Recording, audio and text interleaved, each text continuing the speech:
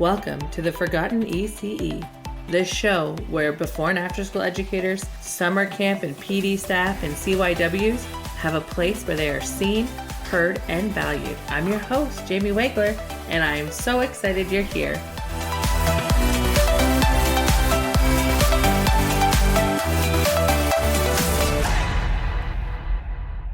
Welcome back to the Forgotten ECE. Today is an exciting day because I have brought you, combined. We have brought you Kayla Snidal all the way from Alberta, and she is the founder of Capable Learners and operates a home childcare center. She is an experienced early childhood educator with over 15 years in the field, and through her licensed Family Day Home and her growing online platform, she supports educators and parents with practical tools, meaningful resources, and a strong belief in the power of play. Kayla is passionate about advocating for family childcare programs and helping educators feel seen, supported, and inspired as they build quality early learning environments where children thrive. Most recently, and I'm so excited to announce, she has released her brand new ebook, 57 Sensory Bin Ideas, a resource designed to help educators create simple, accessible, and meaningful sensory experiences for all ages. And get this, including school-age children. Yay! Welcome, Kayla. Hey, how's it going? I'm so excited to be here this morning. Oh, so good. Before we got on and started recording, we were talking about the time difference because I always forget there's a time difference. I don't know why I think I live in this world that everyone just has the same time, but they obviously don't. Kayla, to start off, it would be nicer if we did. Right? Everything would be so much easier. Kayla, I just want to ask you your pronouns if you don't mind. She, her. Perfect. Just making sure. First and foremost, congratulations on releasing your new resource, 57 Sensory Bin Ideas. What inspired you to create this ebook?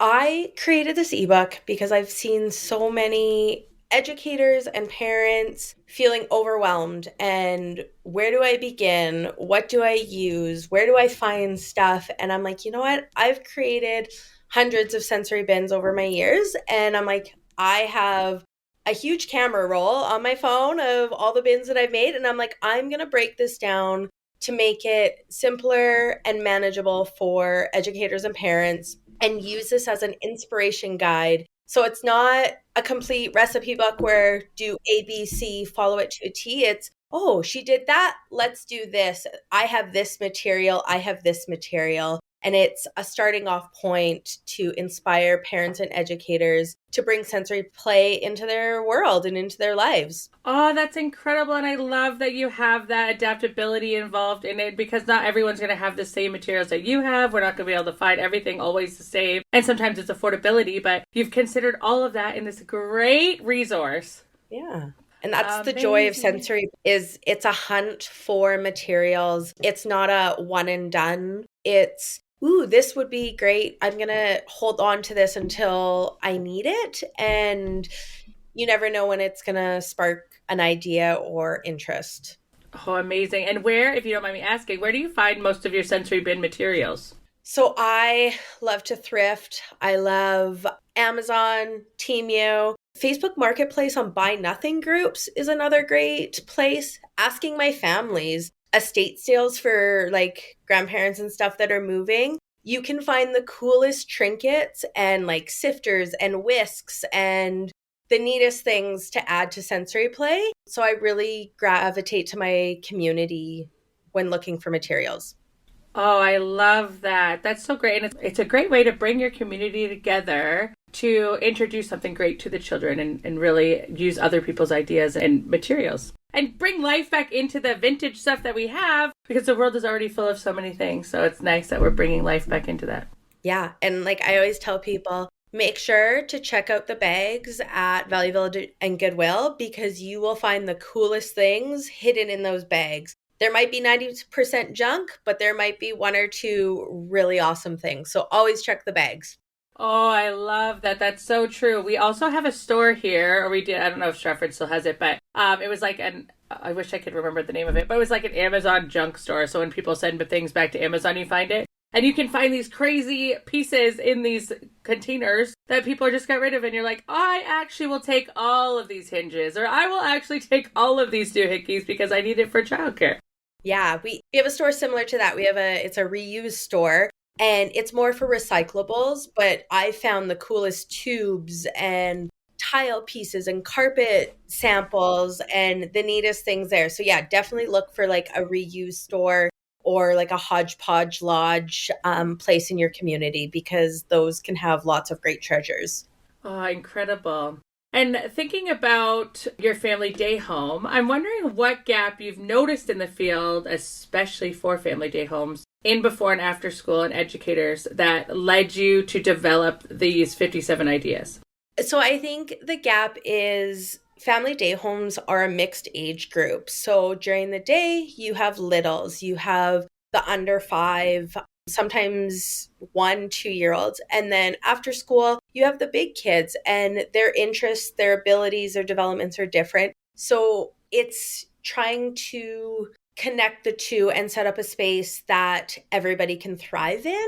And being mindful of that, the older kids need sensory play as well, but so do the younger kids, and just having materials that everybody can use and learn from and engage with. Yes, that is one thing I would love to chat a little bit more, is because obviously I love before and after school care, and there is a huge age gap in that already from 4 till 12. And now you throw a home day in the mix, and it's all of a sudden, like you said, 1 till 12 sometimes, and that is a huge age gap. So how do you manage that at home, and how do you ensure that your programming is accessible and adaptable for children of different age groups?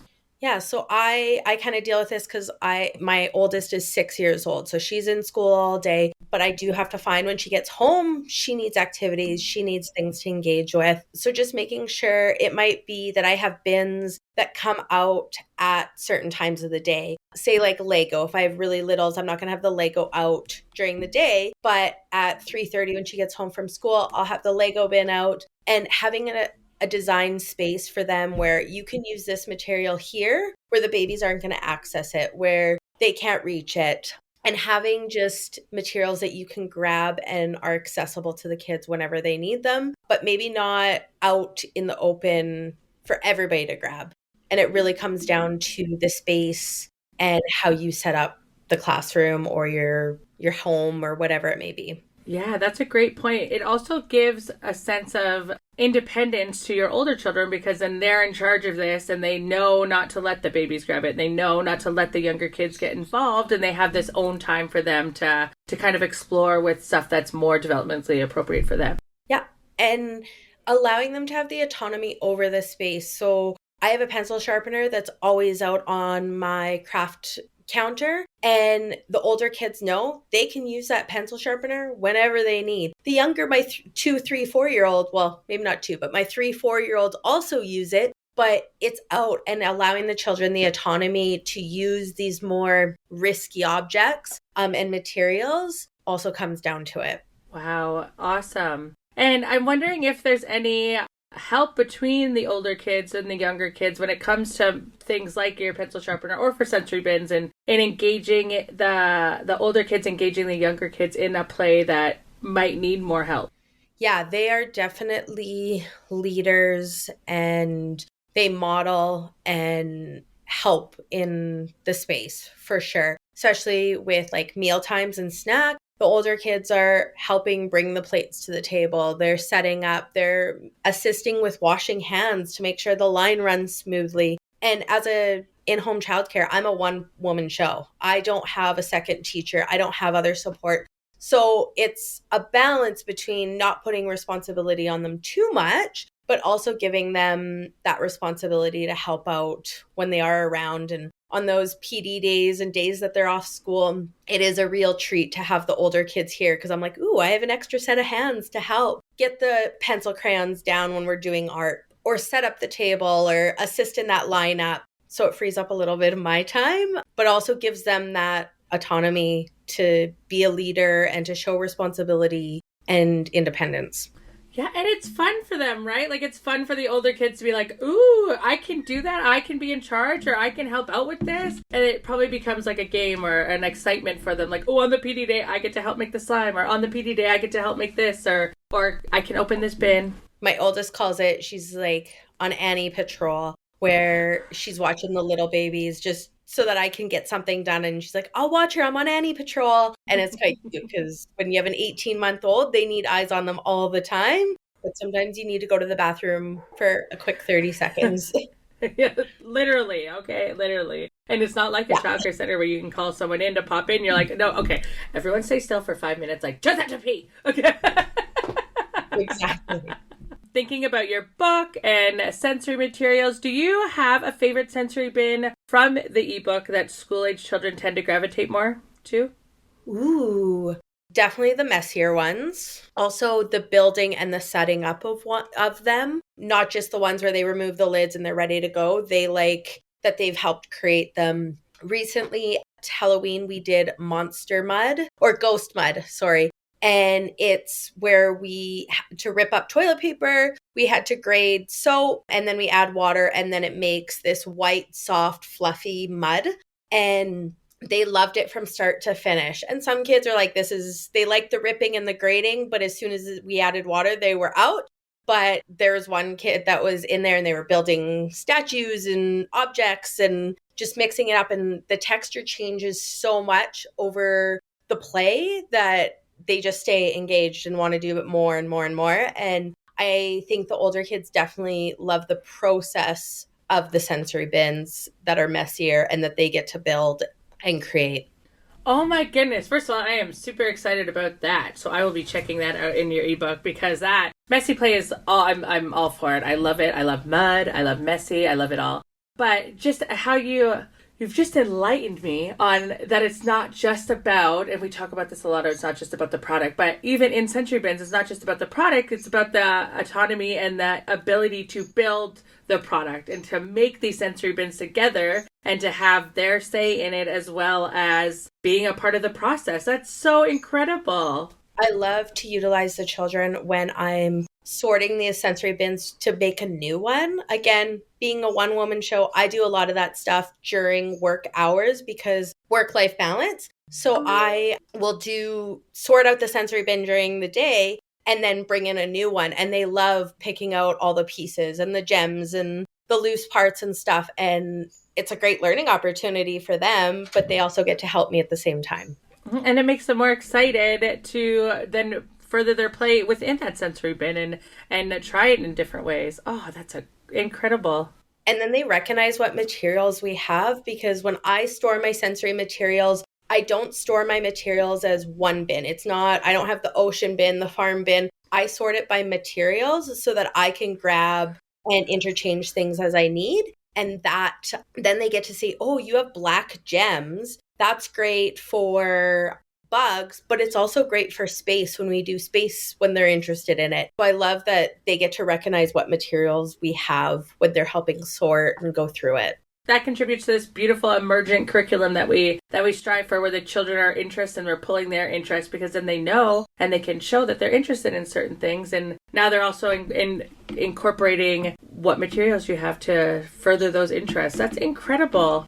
And I operate my day home as child-led emergent curriculum. So I don't have the themed bins necessarily because I'm following the children's lead. One week, it could be, like right now we're into gingerbread, but next week it could be snowflakes or it could be Santa Claus. Like we don't know going into the holiday season. Or it could be ocean animals, but then the next week it could be space. And their interests change so quickly. And I love that the way I store my materials, I can support that. Wow, your passion is shining through and I love it so much. This is making me so excited. In terms of sensory play, how does it help regulation, creativity, imagination, or even leadership in these children? We touched a little bit on it, but... Yeah, sensory play is such an important part of early learning. It offers so many opportunities for learning from fine motor, gross motor, self-regulation, imagination, language skills, early math and science skills. So there's so much value in it that it can't be eliminated from our classrooms. And it's one thing in the 15 years of doing childcare that has stayed consistent. Everywhere I've worked, from infants to school age, there's always been a sensory bin, and they have so much value in them. And that's what I love about them, is that they are timeless and they're never going to go away. And we need to bring it back to the basics of having sensory bins into the classroom.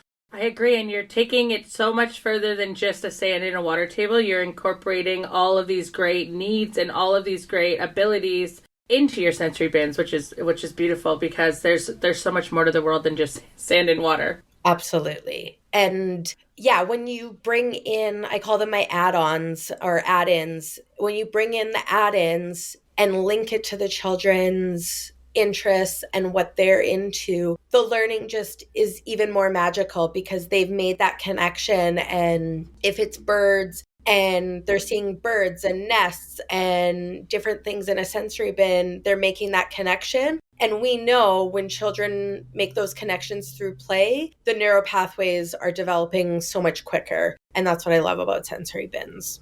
Yes, you're so right. And then they can connect it to the real world and what that looks like. And it does. It creates this beautiful learning moment, and they get so much more out of it than just necessarily sitting there and saying, okay, this is what a bird does to build their nest. They get to actually live it.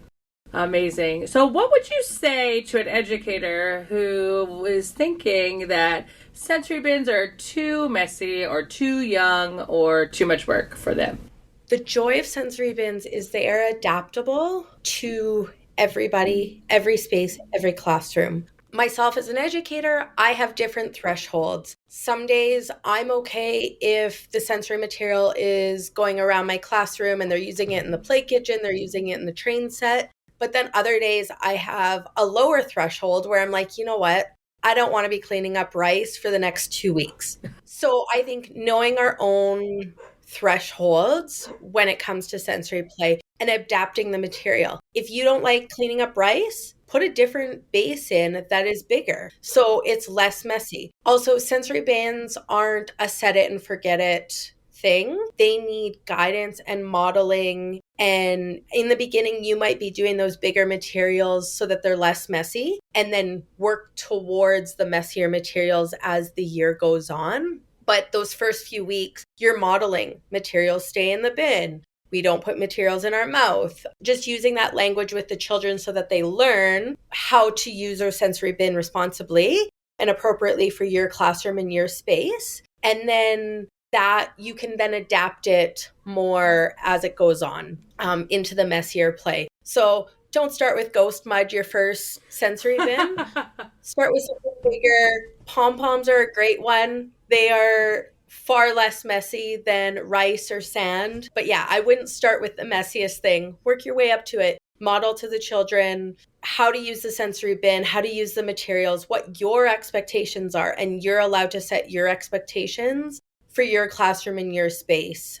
And that's the joy of them, is they are adaptable. If you're working with young babies, you're being mindful of what they're putting in their mouth and who's using materials to taste stuff. You're going to adapt it to them.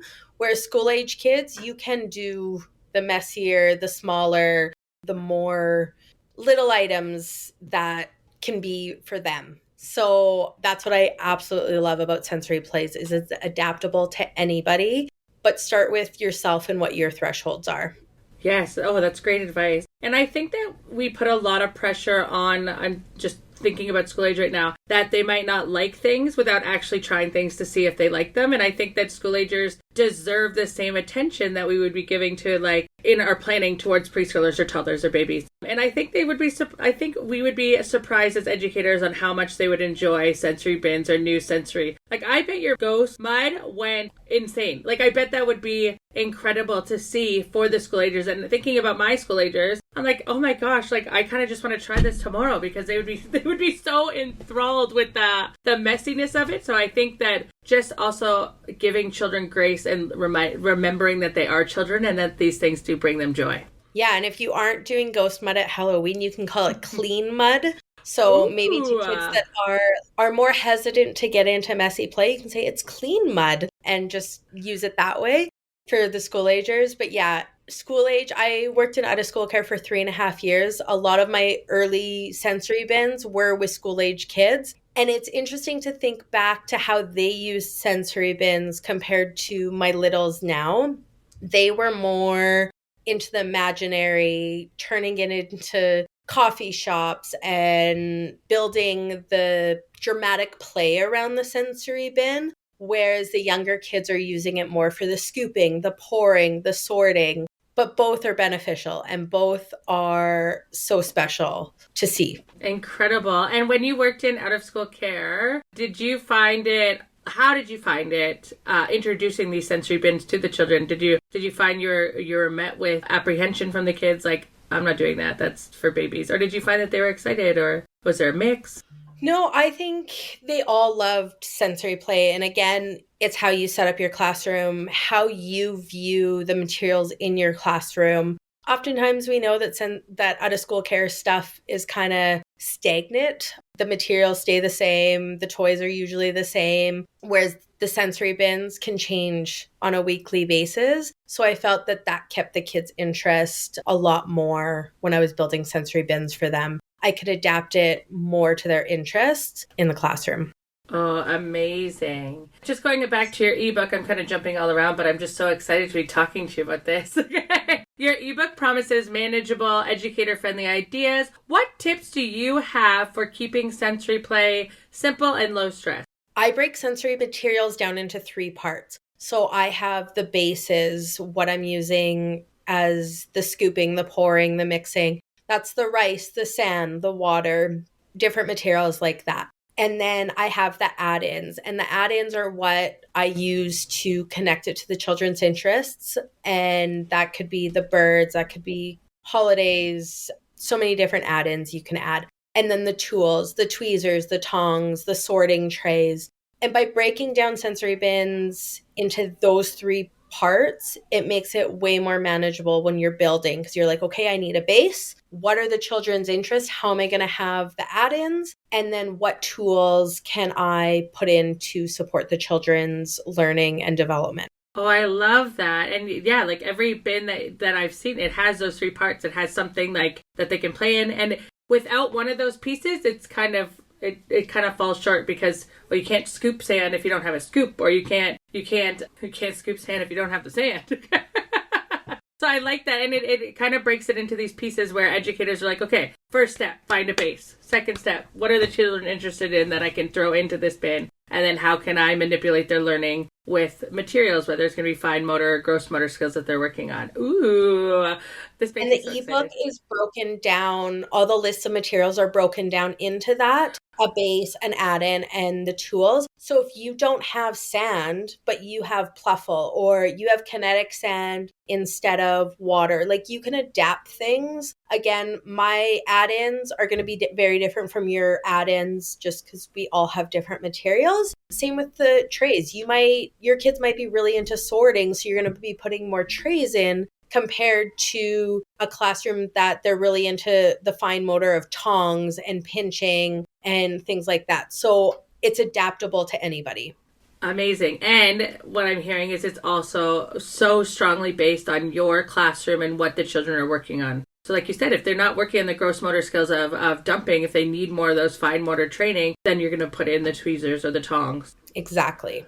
And it really is an inspiration guide for educators and families, just to go a starting off point. And it gives you that ability to base it around your children and the kids in your care, and you know them best. And now, Kayla and I have only known each other for a short amount of time. We met at the EC experience, which was incredible. And ever since I met you, you've hyped up sensory bins so much. Like, there's not a point that I'm like, oh, you know what? Like, Kayla second guessed this. I fully believe that you know why this matters so much to you, but I would love if you could share that reason with you. Is there like a moment, or is there, while you're creating this or while you're working on your business, is there what spoke to you that said, this is why sensory play matters so much? Sensory bins matter. And the biggest thing that I've taken away over the last little while of looking back on my career is sensory bins have been timeless. They are something that has shown up in every classroom I've worked in with every age ability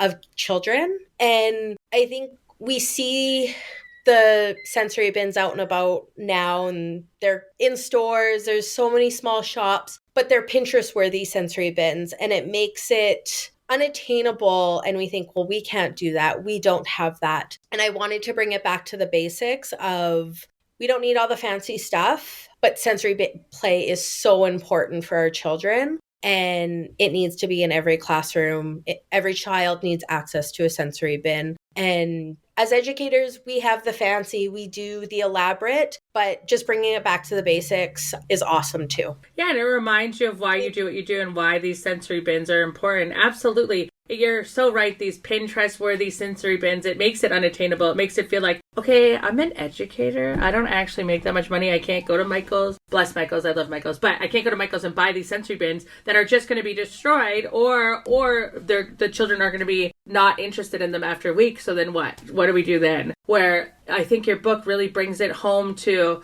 nope, we can do this. And there's so many great things that we can do on our own that we don't have to go out and buy these quote unquote expensive materials. Yeah.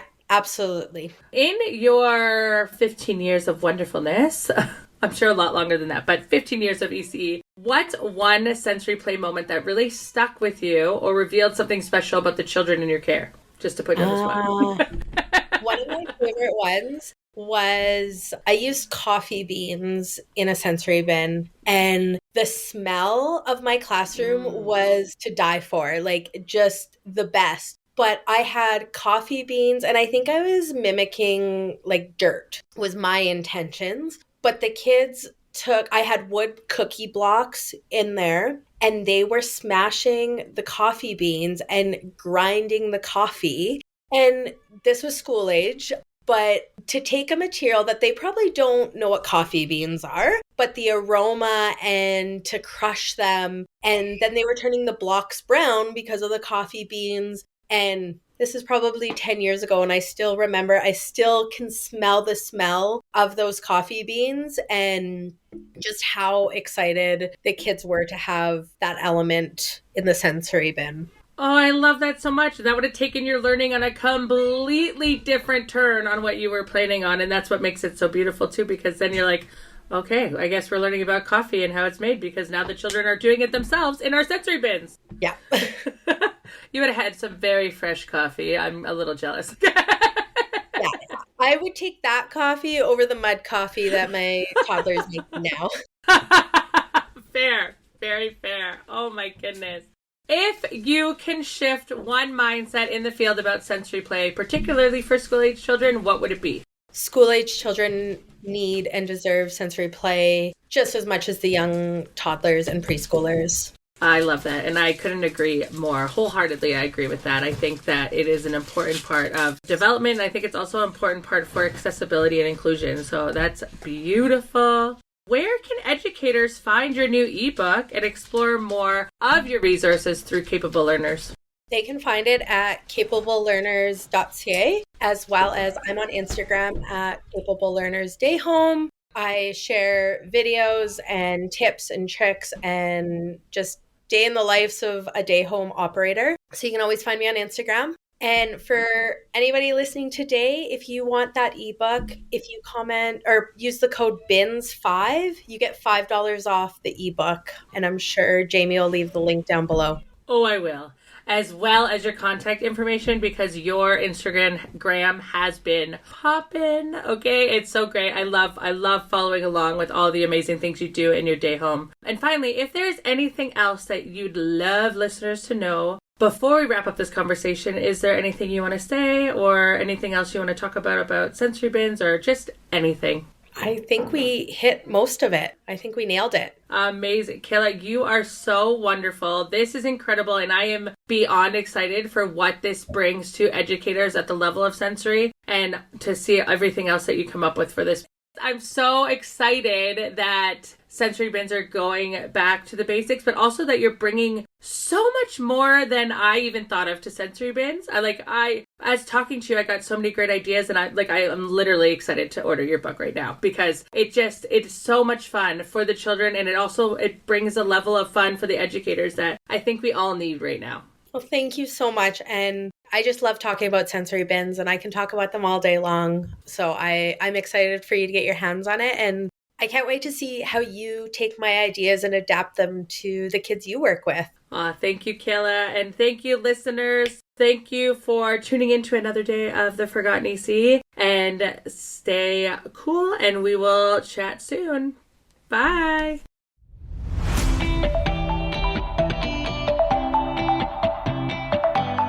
Thank you, amazing listeners, for your support.